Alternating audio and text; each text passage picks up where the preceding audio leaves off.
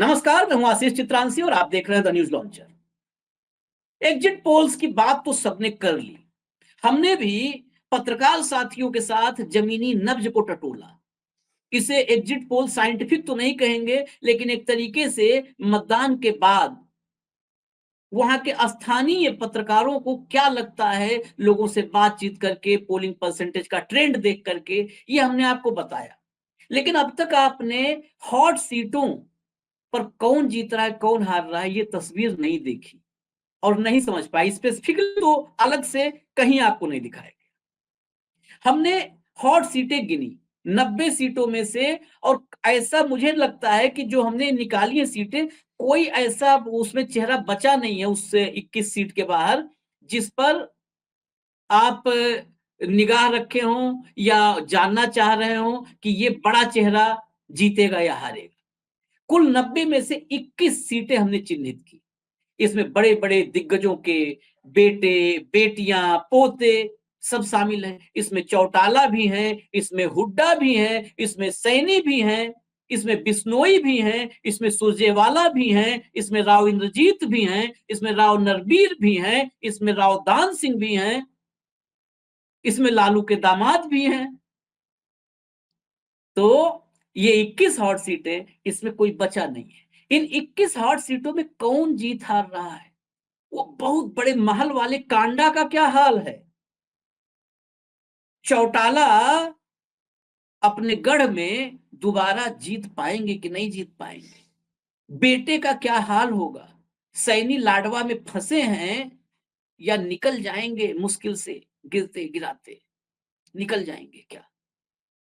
क्या हाल होगा बिश्नोई का, जो लंबे समय से सीएम बनने का सपना पाले हुए?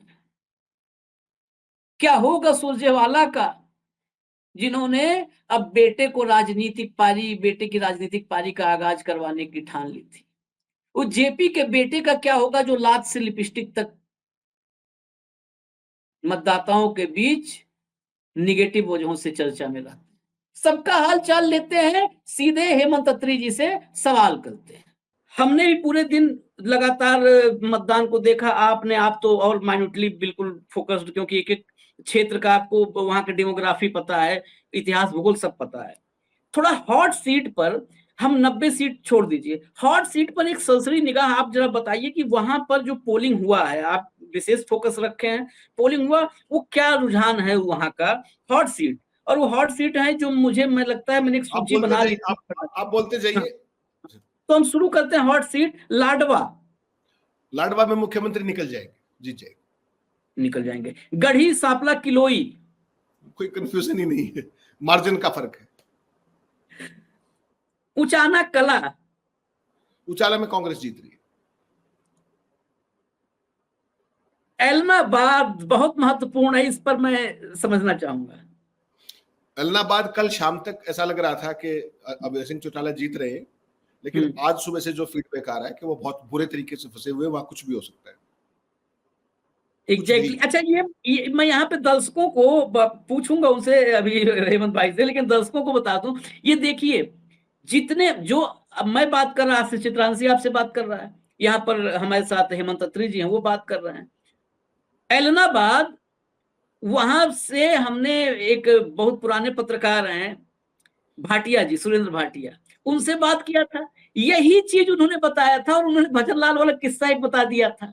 कहा मैं कैसे बोलूं, सिरसा में रहता हूं तो कैसे बोलूं, खुल के किस्से से समझ लो आप लोग।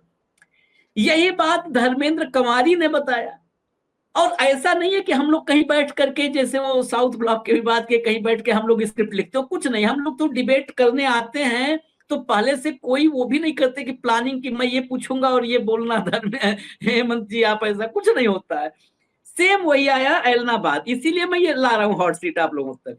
एलनाबाद अब है फंसे हुए हैं बुरी तरह, बुरे तरीके से फंस गए, बुरे तरीके हाँ से। हाँ। अंबाला कैंट, अंबाला कैंट में अनिल विज निकल रहे हैं, जीत जाएंगे। निकल जाएंगे, निकल जाएंगे निकल जाएंगे। मरपट के। सिरसा, सिरसा में आपके प्रिय मित्र गोपाल कांडा जी बुरे तरीके से हार रहे हैं। एग्जैक्टली आप मैच करते चलिए, देखिए हम हॉट सीट पे आए हैं, मैच करते चलिए, देखिए ये होता है जो जमीन की नब्ज जो जानते हैं ना, वो उनको स्क्रिप्ट नहीं लिखनी होती है। सिरसा गोपाल कांडा बुरी तरह हार रहे हैं, गोकुल सेतिया निकल रहे हैं यहाँ से सिरसा से। हिसार हिसार हिसार के अंदर सावित्री जिंदल जीत रही, जुलाना विनेश फोगाट जीत रही।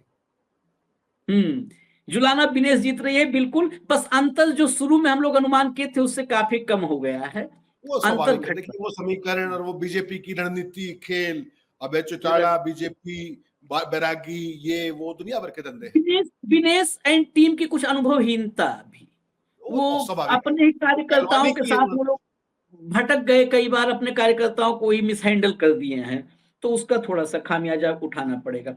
रानिया रानिया के अंदर जो है बेसिकली क्या है कि रणजीत चौटाला और क्या नाम है उनके सुपौत्र अर्जुन चौटाला, तो अभी तक की जो लेटेस्ट रिपोर्ट है कि वहां पर बहुत जबरदस्त फाइट है। रणजीत चौटाला तो रेस से बाहर हो गए, नंबर 3 पे चले गए, और वहां पर बड़ी जबरदस्त एक अपने पत्रकार साथी है वहां पे, पहले वो नंबर 3 पे थे क्योंकि बीजेपी का खेल चल रहा था, ये कर दो वो कर दो, रणजीत की मदद करेंगे, फलाना करेंगे। फिर बीजेपी ने वो खेल पलट के किसी और की मदद कर दी, जो इलाहाबाद वाला गेम था, जो लाडवा वाला गेम था, उस लगातार चल रहा था ना खेल। ये सारा गेम किस लिए हुआ है पूरे हरियाणा में, इसको भी समझने की जरूरत है। रानिया और इलाहाबाद के चक्कर में बहुत गेम हुए, सिरसा भी उसी का हिस्सा है और लाडवा भी उसी का हिस्सा है, और पूरे हरियाणा में बहुत सारी सीटें ऐसी हैं जिन पे मुझे आपको क्या जरूरत पड़ी, 8 तारीख को कर लेंगे बात जब रिजल्ट आ जाएगा। आज की तारीख में यह है कि जो अपने पत्रकार साथी थे वहां पर, वो नंबर 3 पे थे, वो अब 2 पे आ गए हैं, और अभय सिंह के जो सुपुत्र है अर्जुन चौटाला, उनकी बहुत जबरदस्त फाइट है कांग्रेस वर्सेस आईएनएलडी की, और इसके लिए तमाम जुगाड़ सारे किए गए। ये जो एलना से रानिया और रानिया से लाडवा तक का कनेक्शन जुड़ा है, इसको खोलेंगे काउंटिंग के दिन हम लोग। फिर अभय सिंह चौटाला, अर्जुन चौटाला, रणजीत सिंह चौटाला से लेकर के और सपना बड़सामी तक।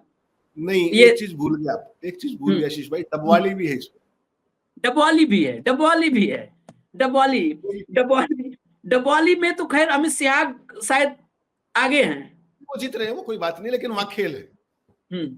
अच्छा, रानिया हो गया। कैथल कैथल में कोई समस्या नहीं, आदित्य चौटाला जीत रहे।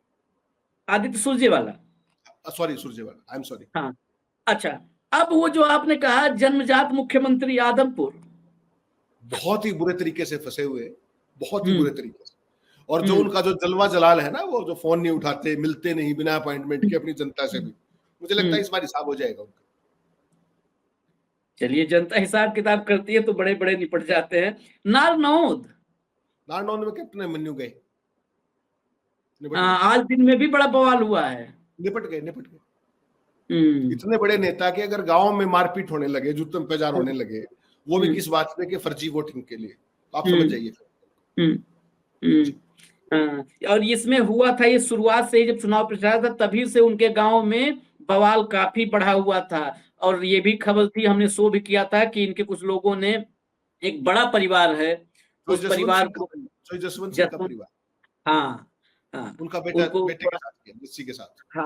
हाँ, चलिए, लोहारू 6 महीने बाद सरकार, मुझे लगता है इस बार दिक्कत है बड़ी भारी। इस बार सरकार तो गिरेग ना करे, उनको तो जनता ने निपटा दिया। कल रात को देखा नहीं आप लोग, इतना सुंदर वीडियो आया था शराब का, उसका तमाम चीजों का, तो बड़ा ऐतिहासिक वीडियो था वो हो गया। तो दिल्ली वाले इनको 6 महीने के अंदर दोबारा विधायक नहीं बना सकते? नहीं, ये तुमको तो विधायक, तो वैसे ही मुख्यमंत्री बन सकते हैं सीधे ही, उनको विधायक बनने की भी क्या जरूरत है। ये हम लोहारू वाले जेपी दलाल की बात कर रहे थे।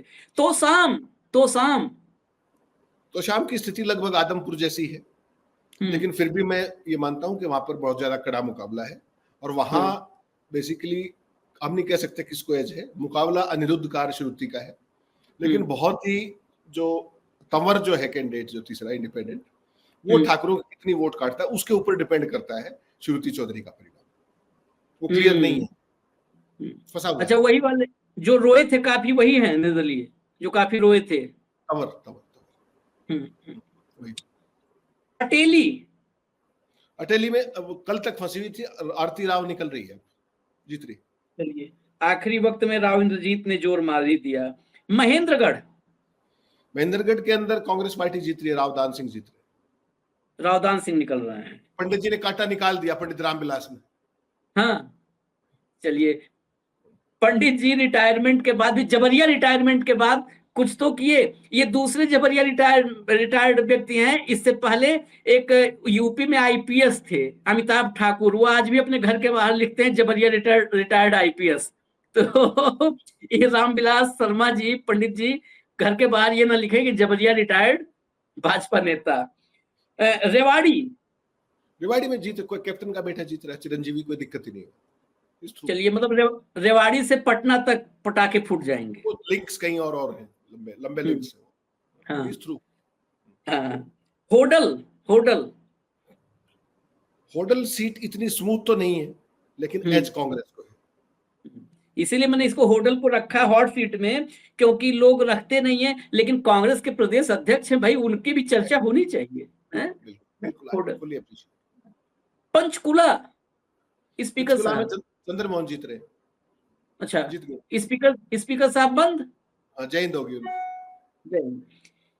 कलायत के अंदर जेपी का बेटा फंसा हुआ है और मुकाबला है, आसान नहीं। कलायत में विकास सहारण जेपी के पुत्र, उसके लिए जेपी खुद जिम्मेदार है। उनकी जो तमाम बड़बोलापन, उनकी हरकतें, वो लात चलाना और वो सब कर रहा है, वो JP is non for that. उनकी यूएसपी वही है। बिल्कुल, आपने सही कहा, लात से लेके लिपस्टिक तक। हाँ, कहीं भी उनकी कहानी। अच्छा, एक आखिरी, बादशाहपुर। जो आप चाहते हैं वो तो नहीं हो रहा।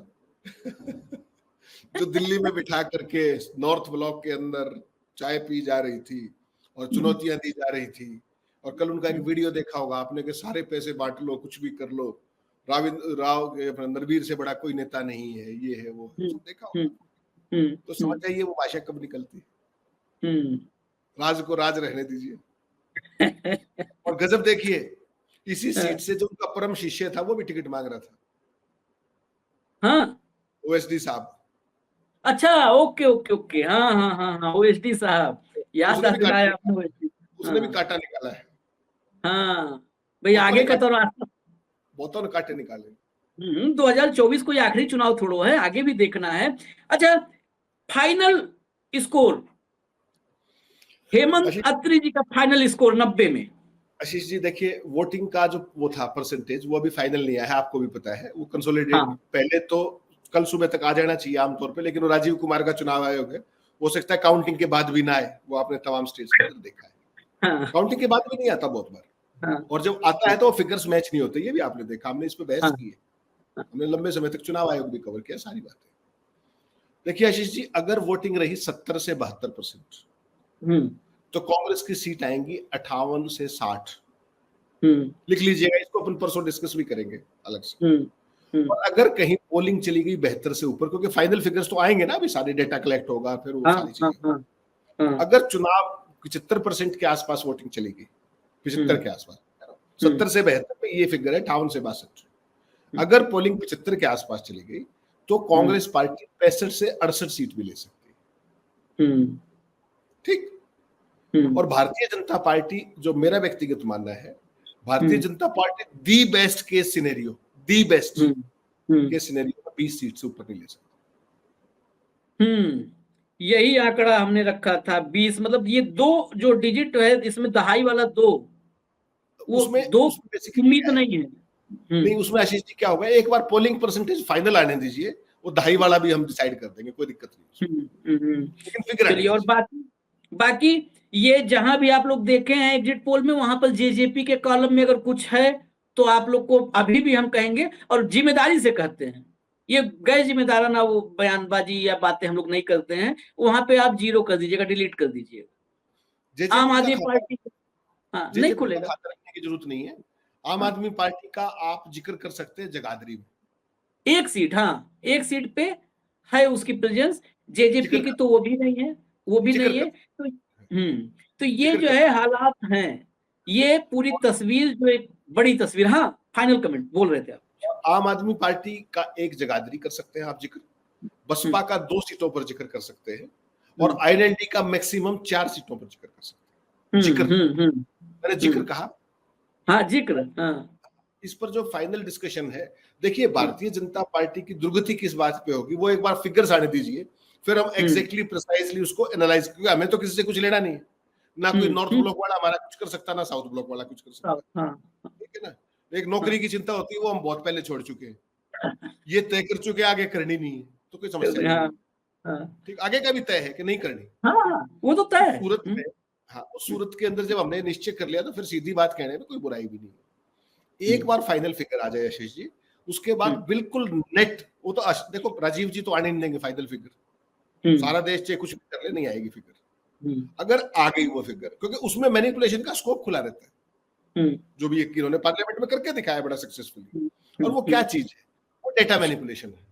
लेकिन इन कुपड़ों को डेटा मैनिपुलेशन भी नहीं करनी आती है, उसमें भी फिगर्स मैच नहीं होते इनके, जो ये बताते हैं जो फिर वो काउंट होती है।